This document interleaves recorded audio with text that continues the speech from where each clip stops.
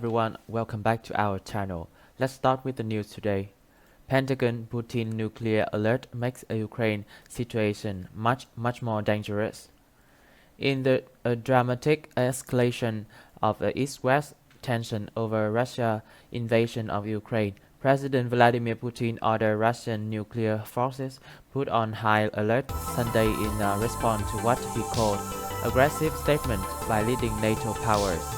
The directive to put Russia's nuclear weapons in an increased state of readiness for launch raised fear that a crisis could boil over into nuclear warfare.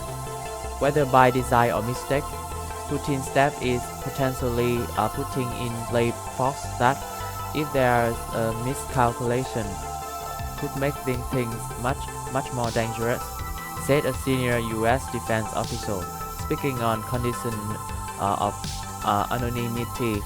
Amid the mounting tension, Ukraine announced that a delegation would meet with Russian officials for talks, but the Kremlin ultimate aims in Ukraine and what steps might be enough to satisfy Moscow remain unclear.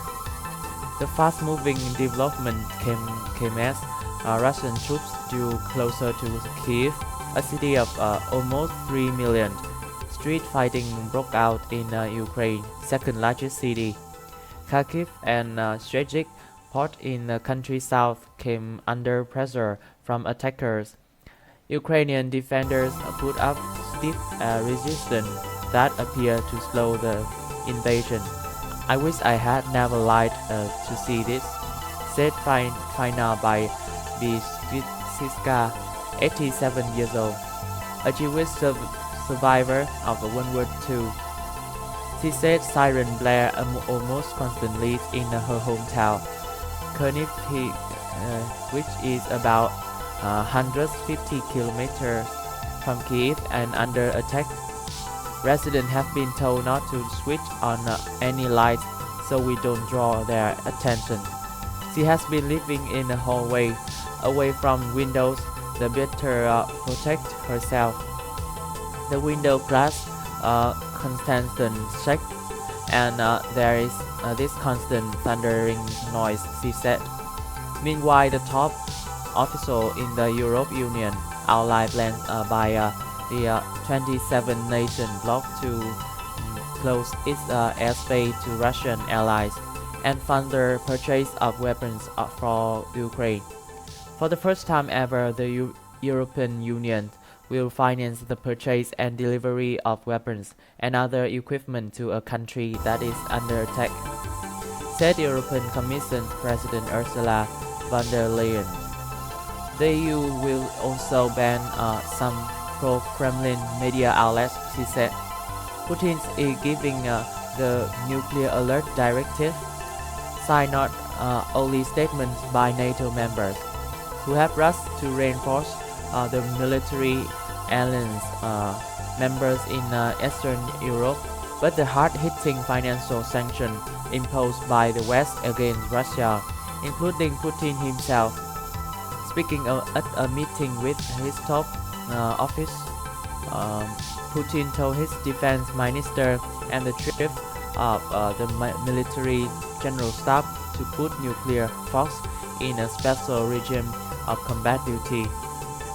Western countries are only talking unfriendly action against our country in the economic sphere, but top officials from leading NATO members made aggressive statements regarding our country, Putin said in televised comments. U.S. defense officials would not disclose their current nuclear alert level, expect to say that the military is prepared on time to defend its homeland and allies. White House Press Secretary Jen Psaki told ABC that Putin is resorting to a passion he used in the weeks before the invasion, which is so manufactured threats that don't exist in order to justify further aggression. NATO Secretary General Jens Stoltenberg told CNN.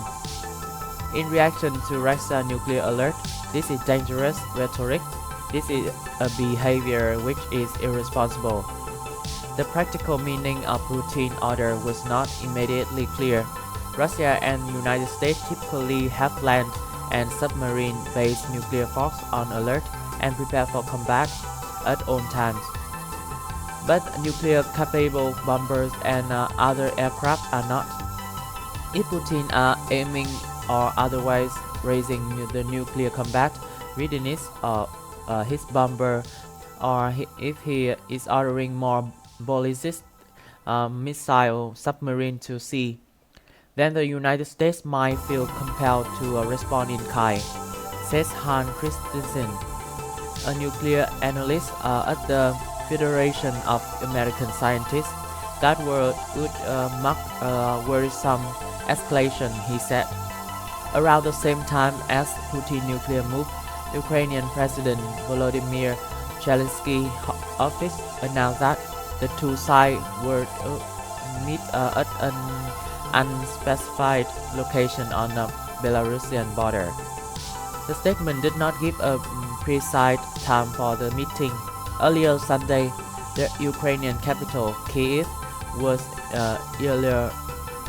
quiet after a huge explosion lit up the morning sky, and authorities reported blasts at one of the airports. Only an occasional car appeared on a deserted main boulevard as a strict 39-hour curfew kept people off the street. Authorities warned that anyone venturing out without a pass would be considered a Russian saboteur. Terrified residents instead hunkered down in homes, underground garages, and subway stations in anticipation of a full-scale Russian assault. The past night was tough, more shelling, more bombing of residential areas and civilian infrastructure, Zelensky said. Video posted on Ukraine media and social networks showed Russian vehicles moving across Kharkiv and Russian troops roaming the city in small groups. One saw Ukrainian troops firing at the Russian and damaged Russian vehicle abandoned nearby. The image underscored the determined resistance from Ukraine forces. Ukrainians have volunteered en masse to defend their country, taking guns distributed by authority and preparing firebombs. Ukraine is also releasing prisoners with military experience who want to fight for the country, authorities said. Pentagon office said that Russian troops are being slowed by Ukrainian resistance, fuel shortage, and other logistical problems, and that Ukraine air defense system, while weak are still operating. But a senior U.S. defense official said that will probably change. We are in a day 4. The Russians will learn and adapt. Putin hasn't disclosed his ultimate plans, but Western officials believe he is determined to overthrow Ukrainian government and replace it with a regime of his own, reviving Moscow's Cold War era influence. The fighting in southern Ukraine appears aimed at seizing control of the country's coastline, cutting Ukraine's access to its seas port would deal a major blow to the country's economy.